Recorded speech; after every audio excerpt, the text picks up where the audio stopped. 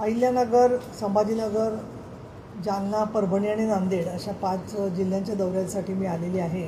काल पुण्यश्लोक अहिल्याबाई होळकर यांची चौंडी इथे जे त्यांचं स्मृतीस्थळ आहे तिथे जन्मगावी त्यांच्या तिथे मी भेट दिली, त्यांना अभिवादन केलं आणि सन्माननीय उपमुख्यमंत्री आणि आमचे मुख्य नेते एकनाथजी शिंदे यांच्या संकल्पनेतून हा दौरा मी करते आहे. त्यात विशेषतः ऊसतोड कामगार महिलांचे प्रश्न, असंघटित कामगारांचे प्रश्न, अवकाळी पावसामुळे झालेली आणि पाण्याची टंचाई एका बाजूला, यातल्या अडचणी आणि त्याच्यामधून मार्ग काढणं. आणि आपल्याला कल्पना आहे की विधानसभा निवडणुकीमध्ये लाडकी बहीण योजना ही गेम चेंजर किंवा राजकीय पटलाला कलाटणी देणारी ठरली. मी इथे ज्या संभाजीनगरमध्ये आले होते त्यावेळेला इथे मी बोलले होते की आम्हाला घवघवीत यश महायुतीला मिळालेलं दिसेल. आणि आज आपल्याला चित्र दिसतं आहे की महायुतीच्या यशामध्ये मराठवाड्यामध्ये ज्या प्रकारे इथे सन्माननीय एकनाथजी शिंदे मुख्यमंत्री असताना आणि महायुतीचं शासन देवेंद्रजी फडणवीस आणि अजित पवार यांच्यावर असताना इथला जो निर्णय झाला, छत्रपती संभाजीनगर नाव देण्यात आलं आणि उस्मानाबादचं नाव धाराशिव करण्यात आलं. तसंच राज्य मंत्रिमंडळाची बैठक पण इथे संभाजीनगरला झाली होती आणि त्यामध्ये जवळजवळ जलसंपदेसाठी 60,000 कोटी रुपयांपेक्षा निधी जाहीर झाला. तसंच मराठवाड्यातील 8 जिल्ह्यांच्या विकासासाठी 1,434 कोटी रुपयेची तरतूद ही करण्यामध्ये आली. त्याखेरीज छत्रपती संभाजीनगरच्या शहरासाठी देखील बऱ्याचशा योजना केलेल्या आहेत. ग्रामीण महिलांच्या सक्षमीकरणासाठी जी योजना केली त्याच्यात मराठवाड्यातल्या 12 लाखापेक्षाही जास्त महिला आहेत आणि त्यासाठी 1,076 कोटींची वाढीव तरतूद करण्यात आलेली आहे. त्याखेरीज दुग्ध विकास टप्पा 1, नंतर वर्ग 2च्या इनाम आणि देवस्थानच्या जमिनी वर्ग 1 करण्यामध्ये आला. नाबार्डच्या मदतीने मराठवाड्यातली रस्त्यांची कामं पूर्ण करण्यात आली. बिडकीनमध्ये इथे सुद्धा प्रकल्प सुरुवात झालेला आहे. अल्पसंख्याक विद्यार्थ्यांसाठी उच्च शिक्षणाची शिष्यवृत्ती वाढवण्यात आलेली आहे. तर हे सगळं जे काम केलं त्या कामाच्या पार्श्वभूमीवरती खरं सांगायचं तर लबाड कोण या प्रश्नाचं उत्तर हे मराठवाड्यातल्या जनतेने दिलेलं आहे. जे प्रामाणिक आहेत, जे विश्वासाला पात्र ठरलेले आहेत ते म्हणजे महायुती. हे विधानसभा निवडणुकीत कळूनसुद्धा कोणी डोळ्यावर कातडं पांघरून लबाड कोण हा प्रश्न विचारत असतील तर त्यांनी स्वतःचा चेहरा आरशात बघावा असं मला वाटतं या ठिकाणी. आणि म्हणून मी असं म्हणेन की लबाड कोणा प्रश्न पडण्यासारखंच राहिलेलं नाही आहे. त्यांना कळलं की नाही माहीत नाही, जनता त्यांना लबाड मानते ते, पण जनतेने मला कळलेलं आहे की कोण लबाड आहे आणि कोण खरं आहे. आणि म्हणून हा प्रश्नच पूर्ण निरर्थक आणि निराधार आहे असं माझं स्पष्ट मत आहे.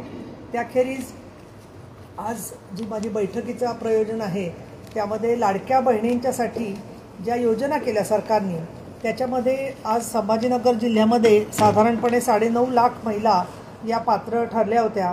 त्यातल्या साधारण 10 लाख पात्रापैकी 50,000 अपात्र ठरलेले आहेत आणि 172 महिलांनी DBT स्वीकारलेला नाही आहे. तर आज मी जेव्हा बैठक घेतली ज्याला जिल्हाधिकारी, SP, जिल्हा परिषद CEO, सिव्हिल सर्जन, हे महिला बालविकास अधिकारी, ऊसतोड कामगार महामंडळाचे अधिकारी, सामाजिक न्याय विभागाचे अधिकारी, महानगरपालिकेचे पाणी प्रश्नावरचे अधिकारी सगळे उपस्थित होते. जवळजवळ 7-8 प्रश्नांवर चर्चा झाली. परंतु सारांशाने सांगायचं झालं त्या लाडक्या बहीण योजनेमुळे स्त्रियांचा आत्मविश्वास दुणावलेला आहे आणि त्यांच्याबरोबर स्त्रियांचे काही गट किंवा महिला त्यांच्यापाशी जमत चाललेले आहेत की त्यांना एक विश्वास वाटतो आहे. तर या सगळ्या प्रत्येक 9.5 लाख महिला ज्या आहेत पात्र ठरलेल्या त्या आणि त्यांच्याबरोबरच्या 5-5 महिला म्हणजे 45 लाख महिलांपर्यंत आरोग्य शिबिरं घेऊन पुढच्या महिन्याभरात पोचावं असे मी निर्देश हे शहर महानगरपालिका आणि ग्रामीण भागासाठी सिव्हिल सर्जन यांना दिलेले आहेत. त्याच्यामध्ये बाळासाहेब ठाकरे आपला दवाखाना जो शहरात आहे तिथे आणि प्राथमिक आरोग्य केंद्रांच्यामध्ये स्त्रियांच्या शरीरामध्ये रक्तामध्ये लोह कमी असल्यामुळे आणि कॅल्शियम कमी असल्यामुळे त्यांना बरेचसे विकनेस किंवा त्रास जाणवतो. तर ती तपासणी करून त्यांना मोफत औषधं पुढच्या 2 महिन्याच्या काळामध्ये किंवा जेवढी आवश्यक आहेत तेवढी मिळाली पाहिजेत. आणि या सगळ्या स्त्रियांना मी शिवसेना महिला आघाडीला तर आता कार्यक्रम आहे त्याच्यात सगळीकडेच टार्गेट देणार आहे की एका लाडक्या बहिणीबरोबर 10 महिला तरी या आरोग्य तपासणीला याव्यात, म्हणजे त्यांच्या हितासाठी. त्यात आम्हाला काय फायदा तोट्याचा विषय नाही आहे. सरकारची एक चांगली योजना पोचावी. आणि दुसरं म्हणजे कॅन्सरची तपासणी संदर्भामध्ये सुद्धा शिबिरं, आणखीन त्यांना जे वॅक्सिन दिलं जातं ते HP व्हॅक्सिन 9 ते 21 वयोगटातल्या मुलींना कॅन्सरच्यासाठी म्हणून प्रतिबंधात्मक म्हणून जे दिलं जातं तर त्याच्यासाठी सुद्धा मोहीम हाती घ्यावी असं त्यांना सांगितलेलं आहे. याखेरीज त्यांना सरकारने पण सूचना दिलेल्या आहेत की महिलांच्या पतसंस्था कराव्यात, त्या स्वागतार्ह आहेत. आणि त्याच्यामधून त्या स्त्रियांना जेव्हा मी विचारलं काल कर्जतमध्ये नगर जिल्ह्यातल्या, आणि आजही विचारणार आहे, तर कशासाठी पैसे वापरले, तर आम्ही एक फॉर्म पण भरून देतो आहे की घरातल्या अडचणींना वापरले का, किंवा मुलांच्या शिक्षणासाठी वापरले का, अजून कशासाठी त्या फायदा त्यांना होऊ शकेल. आणि त्या सर्वेक्षणामधून जे आम्हाला माहिती समोर येईल त्यामधून त्यांनी पुढच्या काळामध्ये त्यांच्या भागामध्ये इतर महिलांपर्यंत योजना पोहोचवण्यासाठी सुद्धा नेतृत्व करावं हा आमचा हेतू आहे. त्यामुळे त्या केवळ त्यांना लाच दिली आहे, त्यांना भीक दिली आहे, हा जो अपप्रचार चालवलेला आहे विरोधकांनी, आमचं असं म्हणणं आहे की शाश्वत विकासाचे दूत म्हणून पुढच्या काळात त्या त्यांच्या भागात अतिशय चांगली भूमिका बजावतील अशा प्रकारे आमचा प्रयत्न चाललेला आहे. आणि त्या दृष्टिकोनातून हा माझा दौरा आहे. दुसरं म्हणजे वीज प्रतिबंधक यंत्रणा आम्ही ज्या वेळेला चौकशी केली तर असं दिसतंय की सरकारने असे विजेच्या संदर्भातले इरेक्टर्स प्रत्येक गावामध्ये लावण्याच्यासाठी म्हणून सूचना केलेली आहे. तर DPCमधून असे इरेक्टर्स लावण्यात यावे असं मी सांगितलं, कारण त्याच्याने 200 मीटरच्या भागामध्ये ते विजेपासून प्रतिबंध होतो. आणि ज्या लोकांना स्वतःहून शेतकऱ्यांना लावायचे असतील ते सुद्धा ते वीज प्रतिबंधक स्तंभ लावू शकतात, जेणेकरून त्यांचा जीव वाचू शकतो. आणि त्यासाठी म्हणून जेव्हा पाहिलं तर बजेट तसं किती काढलं आपण आता 75,000पर्यंत त्याचा खर्च होतो आहे. तर DPCमधून 500 ठिकाणी संभाजीनगर जिल्ह्यामध्ये ते लावण्यासाठी त्यांनी प्रस्तावित केलेलं आहे. पण मी त्यांना स्वामींना सुचवलं की जास्त संख्या काही करता आली तर काही लोक स्वयंप्रेरणेने किंवा शैक्षणिक संस्था आहेत किंवा अजून काही लोक आहेत ज्यांच्याकडे आर्थिक व्यवस्थापन आहे, ते सुद्धा काही परिस्थिती बरे असणारे लोक आहेत, ते पण ते वीज प्रतिबंधक यंत्रणा तिथे लावू शकतील. तो एक दुसरा सूचना दिलेली आहे. आणि अवकाळी पावसामुळे गेल्या 2-3 दिवसामध्ये काय नुकसानी झालेली आहे त्याचा मी त्यांना अहवाल मागितलेला आहे. ते मला आज त्यांच्याकडे तो अहवाल रेडी नव्हता, तो मागितलेला आहे. त्याखेरीज सखी सावित्री जी कमिटी केलेली आहे शाळेमध्ये त्याच्या संदर्भात जिल्हाधिकाऱ्यांनी दशसूत्री तयार केलेली आहे आणि त्यानुसार वेगवेगळ्या सूचना देत आहेत ते, आणि पालकांशी संवाद साधत आहेत. तो खूप स्वागतार्ह गोष्ट आहे. मी त्यांना सांगितलं की संभाजीनगरमध्ये तुम्ही या दशसूत्रीचा जो उपयोग केला आहे त्यामधून काय साध्य झालं हे मला जर का कळवलं तर मी येणाऱ्या अधिवेशनामध्ये त्याचा कुठे ना कुठे उल्लेख करीन की हा एक चांगला प्रयत्न तुम्ही केलेला आहे की जेणेकरून पालक आणि विद्यार्थी शाळांना संपर्क करू शकतील. त्याखेरीज पाणी पुरवठा योजनेच्याबद्दलही माहिती मी सगळ्यांकडून घेतली आणि त्यामध्ये जे काही सगळा त्याचा क्रम आहे त्या क्रमामध्ये निधी वारंवार देऊनसुद्धा त्याच्यात एक मला स्पष्ट दिसतं आहे की जेवढ्या प्रमाणात समन्वय असायला पाहिजे विविध विभागांचा, तो समन्वय न झाल्यामुळे ती योजना रखडलेली दिसते. त्यामुळे ब्लेम गेम करून ह्यांनी त्याला आणि त्यांनी त्याला म्हटलं तर सर्व पक्ष सत्तेत असतानासुद्धा ती रखडलेली आहे.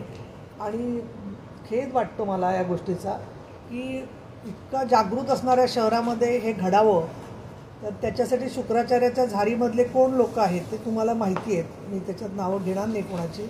परंतु अशा पद्धतीने सगळ्यांनी एकमेकाचं तुष्टीकरण करत बसायचं तर मग आम्हाला दिसते की बाकी ठिकाणी झालं ना. पुण्यामध्ये मेट्रो झाली याच काळामध्ये, मुंबईमध्ये कोस्टल रोड झाला. म्हणजे नक्की स्थानिक जे लोक सर्वा स्वतःला पाणी योजनेचे म्हणत होते त्यांच्यामुळेच हा अक्षम्य दिरंगाई झालेली आहे असं म्हणता येईल, असं मला उलट वाटतं या सगळ्यामध्ये. तर त्याची मी माहिती घेतलेली आहे. त्यांनी असं सांगितलं की डिसेंबर 25पर्यंत ही पूर्ण होईल असं वाटतं आहे. परंतु आता मी त्यांना एक सुचवलं की पाण्याचे टँकर्स आहेत त्यांच्यासाठी पण काहीतरी SOPs असल्या पाहिजेत.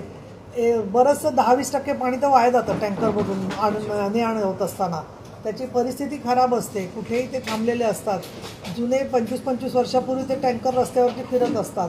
तर टँकर्सनासुद्धा स्वच्छता आणखीन याबाबत काही SOPs आवश्यक आहे, याच्याकडे मी त्यांचं लक्ष वेधलेलं आहे. आणि या सगळ्या 5 मुद्द्यांच्या बरोबर CCTV आणि हे सगळं जे बाकी ही जी ऊसतोड कामगारांचा विषय आहे त्याच्याबद्दलही त्यांना सांगितलेलं आहे. त्यांनी सांगितलं की 25,000 ऊसतोड कामगारांची नोंदणी झालेली आहे. तर त्यांना प्रवासाच्या दृष्टिकोनातून जसं भटक्या विमुक्तांना रेशनची पोर्टेबिलिटी केली तशीच त्यांनासुद्धा रेशनची पोर्टेबिलिटी करावी आणि तशी आम्ही करू अशा प्रकारे यांनी स्वामींनी सांगितलेलं आहे. याखेरीज औरंगजेबाच्या कबरीचाही विषय मी विचारला की तिथे काय प्रकारनी तुम्ही व्यवस्था ठेवलेली आहे त्याच्याबद्दलही पोलिसांकडून मी आढावा घेतलेला आहे. तर या सगळ्या मुद्द्यांच्या सोबत तुमच्या मनामध्ये अजून 2 विषय आहेत हे मला माहिती आहे. तर माझी विनंती एवढीच आहे की माझे विधायक विषय ते दाखवा की बाबा बाकीच्या गोष्टींबरोबर म्हणजे विनंती आहे. मी काही तुम्हाला निर्देश देऊ शकत नाही पण सांगून ठेवते त्या दृष्टीने. तर विचारा काय विचार त्यातल्या काहीची उत्तरं मी ऑलरेडी दिलेली आहे.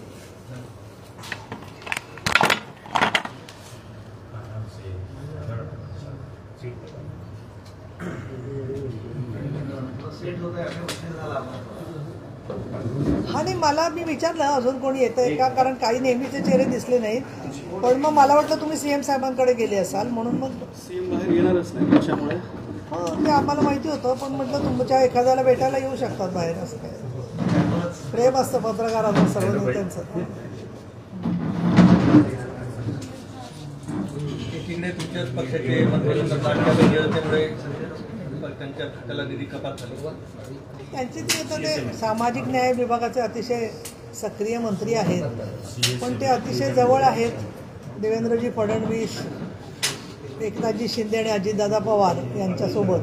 त्यामुळे त्यांच्या मनातली जी त्यांचे निधी कमी झाला त्या संदर्भामध्ये मलाही वाटतं की सामाजिक न्याय विभागाला अधिक निधी मिळायला हवा होता.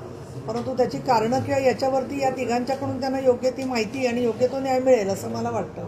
बाकीच्या डिपार्टमेंटचा निधी कमी झाला उदाहरणार्थ कृषी विभागाचा त्यांचे मागच्या योजनाचे शेतकऱ्यांना पैसे मिळत नाही लाभार्थ्यांना. विधिमंडळ आणि मंत्रिमंडळ या 2 स्वतंत्र संस्था आहेत त्यामुळे मंत्र्यांवरती मी काही भाष्य करणार नाही. लाडकी बहीण योजनेवर ह्याच्यावरून जरा आक्षेप निधीवरून लाडकी बहीण योजनेवरचे आक्षेप घेतले त्याच्याबद्दल काय नाही मी तुम्ही येण्याच्या आधी सगळं सांगितलं होतं. महिला किती पात्र झालेल्या आहेत 9.5 लाख महिला पात्र आहेत. त्यांना जीवनाचा दर्जा अजून सुधारावा म्हणून त्याच्या पैशाचा चांगल्या पद्धतीने विनियोग होतो आहे. त्यांच्या जीवनामध्ये दिलासा मिळालेला आहे. त्यामुळे बाकीचे जे गोष्टी आहेत ते थोडंफार त्याच्यातून काही प्रश्न असतील तर ते मार्ग मुख्यमंत्री उपमुख्यमंत्री मिळून काढतील. फार आपण ज्याला आपण म्हणतो की एखादी गोष्ट प्रत्येक योजनेमध्ये काही गोष्टी असतात की ज्याच्यामुळे काही बदल होत असतात पण त्याच्यामुळे सर्वच जणांना बदनाम करणं म्हणजे रस्त्यावरून एक माणूस रॉंग साईडनी येतोय म्हणून सगळ्या वाहनांना बंदी घाला असं आपण म्हणत नाही योग्य मार्गाने जाणारे सुद्धा. त्यामुळे प्रत्येक योजनेचा काही गोष्टी घडल्या असतील तर त्या दृष्टीने हा एक विरोधी पक्षाचा एक हा ठरवलेला अपप्रचार आहे असं मला वाटतं. कारण लोकसभा निवडणुकीत ज्या प्रकारचं यश त्यांना मिळालं होतं त्यामुळे बऱ्याच त्यातल्या नेते मंडळींनी म्हणजे मी आता राजकारण म्हणून बोलत नाही आहे पण वेगवेगळ्या रंगाची जाकीटं शिवलेली होती. कोण कुठलं मंत्रिमंडळ घेणार ते ठरलं होतं. कोणाला बर्फाच्या लादीवर झोपून चटके द्यायचे ते सुद्धा ठरलेलं होतं. पण हे सगळं काही झालं करता आलं नाही. त्यामुळे जो अपेक्षाभंग झाला आहे त्या अपेक्षाभंगा सहन होत नाही आहे. आणि त्यामुळे अधिवेशनातसुद्धा आम्ही बघितलं रोज वेळ वाया घालवायचा कामच करू द्यायचं नाही आणि परत म्हणायचं की नीलम गोरे कशा काय पीठासीन अधिकारी असताना बोलू शकतात. शिस्त आणखीन काम झालं पाहिजे अधिवेशनामध्ये हे माझं कामच आहे. त्याच्यामुळे मला त्याच्यावर बोलण्याचा पूर्ण अधिकार आहे. दुसरा म्हणजे गेम चेंजर ठरली तुमच्यासाठी मात्र विरोधकांसोबत सत्ताधाऱ्यांमध्ये आता खतखत आहे कारण या योजनेसाठी बऱ्याच विभागाचे पैसे वळवले. आता आमच्या तिथले एक मंत्री असंही म्हणाले की जर आता असे पैसे वळवायचे असतील तर खाती तरी कशाला ठेवतात ती तरी बंद करून टाका. विरोधकांसोबत सत्ताधाऱ्यांमध्ये खतखत आहेच ना योजनेसाठी. त्यांनी त्यांच्या अपेक्षा ठेवणं योग्य आहे. त्याच्यावरती नेतृत्व करणारे जे आमचे तिन्ही शीर्षस्थ नेते आहेत ते त्याच्यावरती योग्य ती उत्तरं सांगतील. त्यावरती मी आत्ताच सांगितलं की विभागाअंतर्गतच्या प्रश्नावरती भाष्य करणं काही योग्य मला वाटत नाही आहे. काही वेळेला बघा आता समजा दुर्दैवाने युद्ध सुरू झालं ते काही काळात थांबलं किंवा कोविडच्या काळामध्ये तर अशा वेळेला इमर्जन्सीसाठी पैसे वापरले जातात. आतापर्यंत अनेक वेळा झालेलं आहे असं. दुष्काळ पडला तर आपण शेवटी करतोच ना काही गोष्टी ज्या प्रायोरिटीच्या गोष्टी असतात ते करणं भाग असतं. त्यामुळे त्याचा निर्णय नेत्यांनी घेतलेला आहे त्याच्यावरती ते स्वतः योग्य ते भूमिका मांडली तर त्यांना अधिक त्याचं कॉम्पेन्सेशन एखादेच देतील सुद्धा सरकार असं मला वाटतं. संजय राऊतांनी पुस्तक लिहिलंय हो. नरकातला स्वर्ग नावाचं. हो, त्याचं हो. उद्या उद्घाटन होणार आहे. हो. तर तत्पूर्वी त्यातले काही गौप्यस्फोट बाहेर आलेले. त्यामध्ये म्हणतात की नरेंद्र मोदी असतील किंवा अमित शहा यांना त्यांच्या संकटाच्या काळात बाळासाहेब ठाकरेंनी मदत केली. नरेंद्र मोदी यांना गुजरात दंगलीमध्ये अटक सुद्धा होण्याची शक्यता होती. तर शरद पवारांनी त्यांना अटक होऊ दिली नाही. असे गौप्यस्फोट करताना त्याची परतफेड म्हणून भाजपने या दोघांच्याही बाबतीत पक्ष फोडण्याचं काम केलं. मला असं वाटतं की संजय राऊत यांचं जे पुस्तक आहे ते एखादे चाचा विधायक है हमारे सारख्या सिरियल ज्या असतात तसं कुठेतरी सिरियलमध्ये जसं TRP असतो तशा पद्धतीची उत्सुकता वाढवण्याचा त्यांचा हा केविलवाणा प्रयत्न आहे. कारण नरकातला स्वर्ग ते जेव्हा शब्द देतात तेव्हा ते काही कुठल्या स्वातंत्र्य लढ्यातल्या गुन्हा करून गेले नव्हते किंवा कुठल्याही जनतेच्या प्रश्नावर. तर मनी लॉन्ड्रिंग याच्या गुन्ह्यामध्ये ते जेलमध्ये गेलेले होते आणि अजूनही ती केस चालू आहे. त्याचं पुस्तकाचं श्रेय त्यांनी खरं सांगायचं तर स्वप्ना पाटकरांना द्यायला पाहिजे होतं. कारण त्यांनी साक्ष दिली यांनी काय मनी लॉन्ड्रिंग केलं ते, आणि त्याच्यामुळे विटनेसला त्रास आणि धमक्या देणं त्यांनी सुरू केलं संजय राऊत यांनी. त्याच्यानंतर त्यांना अटक झालेली आहे. हे गोष्ट विसरता कामा नये. मोठ्या नेत्यांच्यामध्ये काय झालं काय नाही यथावकाश ते लोक त्यांच्या स्वतःबद्दल बोलतील. ते खूप मोठे नेते मंडळी आहेत सगळेजण जे आहेत ते. परंतु आपण ज्या वेळेला या सगळ्या बातम्या देतो त्यावेळेला स्वतः ते जेव्हा स्वतःची तुलना सावरकरांशी करतात हे तर फारच मोठं वैचारिक दिवाळखोरी आहे असं माझं मत आहे. आणि देशाचे पैसे खाल्ले म्हणून ते जेलमध्ये गेले होते. पत्राचाळ घोटाळ्यामध्ये गरिबांची घरं होती. त्याच्यात त्यांचा काही त्यांना नरकामधला स्वर्ग काय सापडला गरिबांचे पैसे घेऊन याचं उत्तर त्या प्रकाश पडेल असं मला वाटतं. आता तुम्हाला त्याच्याबद्दल खूप उत्सुकता आहे त्यामुळे आता परत त्यांच्या पुस्तकाचा नकळत प्रचारासाठी तुम्ही माझ्या याचा उपयोग करणार आहात. त्याच्यानंतर समोरचे लोक वाटच बघत बसलेले आहेत मी काय बोलते याच्यावरती. परंतु हे सत्य आहे की ते कशासाठी जेलमध्ये गेले होते याचा विसर न पडू दे देवा. दुसरी टीका केली आता बाईट दिल्यानंतर त्यात ते म्हणाले की शिवसेना पक्ष जो आहे फुटला. नाही, ज्या माणसांनी गरिबांचे पैसे खाल्लेले आहेत त्या व्यक्तीवरती काहीही त्यांच्या मतावरती मत द्यावं किंवा त्याचं फार मोठा आदराने उल्लेख करावा असं मला वाटत नाही. वक्तव्य असं आहे नाही, त्यांच्या वक्तव्याला मी काही शून्य किंमत देते. वक्तव्य तरी ऐका. ते म्हणतात की पक्ष फुटला याचं मला वाईट वाटत नाही. पण पक्ष एका लोकर माणसाच्या हातात गेला त्याची दुःख. अहो बाबा, ज्या माणूस स्वतः मनी लॉन्ड्रिंगवरून जेलमध्ये गेलेला आहे अजूनही ती केस चालू आहे अशा वेळेला ते काय म्हणतायत याला काहीच महत्त्व नाही आहे. चर्चेतला प्रश्न आहे की मध्यंतरी खूप चर्चा सुरू होती की दोन्ही ठाकरे एकत्र येणार त्यांच्यामध्ये युतीची बोलणी होणार आणि आता असं पुढं आलं आहे की युतीची बोलणी तर काही झालीच नाही आणि पुन्हा उद्धव ठाकरेंच्या शिवसेनेकडनं राज ठाकरेंनीच पुढाकार घ्यावा अशा पद्धतीचे संकेत देण्यात आले. त्यामुळे राज ठाकरेंनी मनसैनिकांना आपलं कामाला लागा कोणाच्या भरोशावर राहून चालणार नाही असं म्हटलं. तुम्ही कसं बघताय? मला साधंच असं वाटतं की युवा नेते आदित्य ठाकरे आज येणार आहेत मला वाटतं संभाजीनगरमध्ये. तर ते तिथे घरातच असतात. घरातच म्हणजे बाहेरही जातात ते पण घरातूनच त्यांनी सगळे पाहिलेलं आहे. त्यामुळे त्यांचं मत तुम्ही घेतलं तर जास्त चांगलं होईल. मला आता या मतावरती मी काही भाष्य करणं मला योग्य वाटत नाही. आज ते संभाजीनगरला येतात पाण्याचे प्रश्न आहे. तुम्ही सत्तेत आहात सध्या तुमच्यावरती ते आरोप करत अशा पद्धतीचे मोर्चे वगैरे काढताय. काय वाटतं तुम्हाला कोण जबाबदार? नाही, आता काय होतं माहिती आहे का मला तेच सिरियलसारखं रिपीट करायला लागतं. तुम्ही येण्याच्या आधी मी हेच बोलले की महायुतीला मराठवाड्यामध्ये संभाजीनगरमध्ये ज्या प्रकारचा जनादेश मिळाला त्याच्यामुळे जनतेच्या चांगलं लक्षात आलेलं आहे की कोण सच्च आहे कोण खरं आहे कोण आपल्याला न्याय देणार आहे. त्यामुळेच महायुतीचं सरकार आलेलं आहे. अशा वेळेला ज्यांना प्रश्न पडत असेल लबाड कोण तर त्यांनी स्वतःचाच आरसा चेहरा पाहिला तर त्यांना उत्तर मिळेल की त्यांच्यावरचा विश्वास उडालेला आहे आणि म्हणून त्यांचा दारुण पराभव विधानसभेत झालेला आहे. आणि तसाच परिस्थिती स्थानिक स्वराज्य संस्थेच्या पुढच्या निवडणुकात सुद्धा होईल याची आम्हाला खात्री आहे. त्याच्यात सांगितलं पाणी पुरवठ्याची योजनेच्या संदर्भात मी हेच वाक्य बोललेली आहे की या योजनेच्यामध्ये कुणामुळे विलंब झाला काय झालं ती सगळी आकडेवारी जर का पाहिली तर स्थानिक पातळीवरती जे लोक होते नेतृत्व करणारे त्यांच्याच संपूर्णपणे दुर्लक्षामुळे आणि त्यांच्या स्वतःच्या व्यक्तिकेंद्रित राजकारणामुळे हे नुकसान झालेलं आहे. पण सभापती राहिलेला एखाद्या पालकमंत्र्याला जिल्हाधिकारी कार्यालयामध्ये कार्यालय उघडता येतं का? नियम काय सांगतो?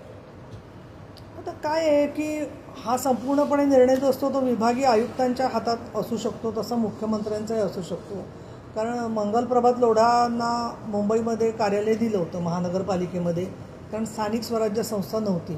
तर जिल्हाधिकारी कार्यालयामध्ये सगळ्यांनाच त्यातले जे हॉल्स वगैरे असतात, ते आता मी काही मंत्री नाही आहे, पण आपण इथे बसलो आहे, त्यामुळे तसे ते उपलब्ध असतात. त्यातला अंतिम निर्णय जो आहे ते पालकमंत्री ते स्वतःच आहे, म्हणजे ते पालकमंत्र्यांना त्याच्यामध्ये ते वापरू शकतात असं मला वाटतं. त्याचा बाकीच्या लोकांना कार्यालय म्हणून उपयोग करायचा असेल स्वतःच्यासाठी तर आमदारसुद्धा बैठका वगैरे घेऊ शकतात ना त्याच्यामध्ये जे त्या. पण हा संपूर्ण निर्णय प्रशासनाच्या अखत्यारीतला आहे असं मला वाटतं. त्याच्यावरती काय तो धोरणात्मक निर्णय होऊ शकेल. कामासाठीच त्यांनी ऑफिस मागितलं, म्हणजे असं दुसरं तर काही त्याच्यात हेतू नाही आहे. सरकारी कामात राजकीय हस्तक्षेप पण होऊ शकतो त्या कार्यालयातून, म्हणजे जिथून सरकारी कामं सरकारी योजना जातील तिथं तो राजकीय हस्तक्षेप पण ठरू शकतो. काय झाले, आमचे लोक त्या मानाने फार साधे आणि भाबडे आहेत. सहकाराचा, साखर कारखान्यांचा, बँकांचा, शिक्षण संस्थांचा कसा राजकीय उपयोग करायचा ते जर का महाराष्ट्रातल्या दिग्गज नेत्यांकडून ते शिकले असते, तशा साध्या सरळ मागण्या त्यांनी केल्या नसत्या असं मला वाटतं. हा औचित्याचा मुद्दा असतो की आपण त्याचा राजकारणासाठी उपयोग करायचा की नाही, आणि तेवढं औचित्य मला असं वाटतं पालकमंत्र्यांच्याकडे असतं. पण सर्वच आमदार खासदार आता तिथं ऑफिस मागायला लागले. त्यांची अपेक्षा चुकीची नाही आहे, पण मग जिल्हाधिकाऱ्यांना कुठे ऑफिस त्यांनी बसायचं हे जरा एकदा सांगायला लागेल. असं सगळ्यांची जागेची मर्यादा आहे ना, पण प्रत्येकाची संपर्क कार्यालय आहेत. प्रत्येक ठिकाणी आमदारांनी सुद्धा सांगितलं तर अधिकारी भेटायला जातात अनेक ठिकाणी, किंवा त्यांची बैठक होऊ शकते. आता कमिट्यांचं उद्घाटन 19 तारखेला होणार आहे, ज्याच्यामध्ये बरेच जण वेगवेगळ्या कमिट्यांवरती काम करत आहेत. त्यामुळे ही द्यायचं की नाही हा संपूर्णपणे प्रश्न मला वाटतं सामान्य प्रशासन विभागाचा आहे, राज्य सरकारचा आहे. त्याच्यावरती मी हस्तक्षेप मंत्री म्हणून तुम्ही त्यांना सावरून घेता, तर हे थोडंसं संकेताच्या विरोध वाटत नाही का? सावरून घेण्याचा वगैरे मुद्दा नाही आहे. मी साधारणपणे या गोष्टीच्या मध्ये निरीक्षण करते की का त्यांना गरज वाटली असेल. पण मुद्दा मी हेही सांगितलं ना की औचित्य प्रत्येकजण सांभाळेल अशी अपेक्षा आहे. त्यामुळे ही प्रथा पायंडा पडेल असं नाही. मी काय असं निर्देश दिले नाही.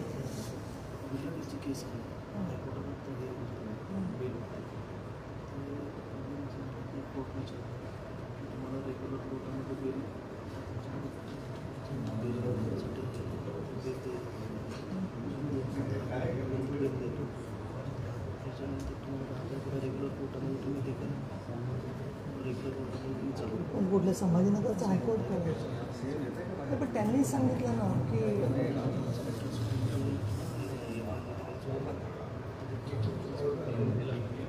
आता वकिलांमुळे तुम्ही पण त्यांना म्हणून आम्हाला तो हस्तक्षेप करेल, तो माणूस हस्तक्षेप करेल साक्षी पुरावेदारांवर. नाही पण तोपर्यंत तो ते हे आहे ना, फरार आहे ना ती बाई. का पण अटक करू तुम्ही? पण आम्हाला मान्य नाही म्हणवतो, आम्हाला मान्य नाही. रेकॉर्ड होऊ दे. साक्षी विटेकरच्या केसच बोलतोय आम्ही. नाही मला कल्पना आहे, म्हणजे तू चेहऱ्याकडे बघून तुमच्या कळते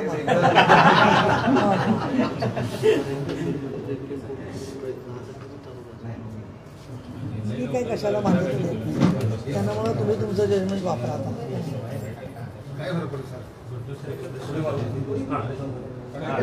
चला झालं सगळं संपलं. धन्यवाद. त्या साक्षी कांबळेच्या केसमध्ये जामीन त्याला मिळू नये आरोपीला म्हणून हे चाललं आहे. तर ते एका बाजूला एक केस चालू असताना हा पण केस चालू आहे म्हणून तो विषय विचारत होते. अटकपूर्व जामीन मिळणार आहे म्हटलं, तर मिळणार आहे म्हणजे कोर्ट तरी का देता अटकपूर्व जामीन हाच विषय झालाय ना. वेगळं बोलणं असलं तर रेकॉर्ड होतं आणि वेगळं बोलणं तुमच्यासमोर करणारच नाही. दौऱ्याचं औचित्य काय? आजच्या दौऱ्याचं औचित्य मी 3 गोष्टी सांगितल्या. मुद्दाम दौरा काढलाय आणि एवढा मला खरं सांगायचं तर वेळ नसतो प्रत्येकाचे कार्यक्रम बघून जात बसायला. पण एक म्हणजे मी तिन्ही सांगितलं की लाडक्या बहिणींचं जे त्यांना लाभ झालेला आहे, तर त्याच्यामध्ये अजून चांगल्या प्रकारे त्यांना कशा प्रकारे मदत होऊ शकेल किंवा त्यांचा फायदा आसपासच्या महिलांना कसा होऊ शकेल, त्यात काही त्यांना अडचणी आहेत काय बघणं. दुसरं, अवकाळी पाऊस एका बाजूला आहेच, परंतु पाणी टंचाई पण बऱ्याच जिल्ह्यांमध्ये आहे. रोजगार हमी योजनेच्या मध्ये सुद्धा पाणंद रस्ते करणं आवश्यक आहे अनेक ठिकाणी. त्याच्याबद्दलचं सुद्धा माहिती माझ्याकडे जे जे कार्यकर्ते देतील ती भरत गोगालांकडे देऊन पाणंद रस्त्यांचं काम सुरू करावं अशा प्रकारची सूचना एकनाथजी शिंदे यांनी मला केली होती. आणि याखेरीज महिलांवरचे अत्याचार, त्याचा फॉलोअप, प्रत्येक ठिकाणी काय झालं आहे, ऊसतोड कामगारांचे प्रश्न, असे 5-6 प्रश्न घेऊन केले होते. शिवसेना महिला आघाडीचा आढावा, कारण स्थानिक स्वराज्य संस्थांच्या निवडणुका आहेत, 50% आरक्षण आहे महिलांना महानगरपालिका आणि जिल्हा परिषदा पंचायत समितीमध्ये. त्या दृष्टिकोनातून त्या तयारीला त्यांनी लागावं हा पण त्याचा हेतू आहे.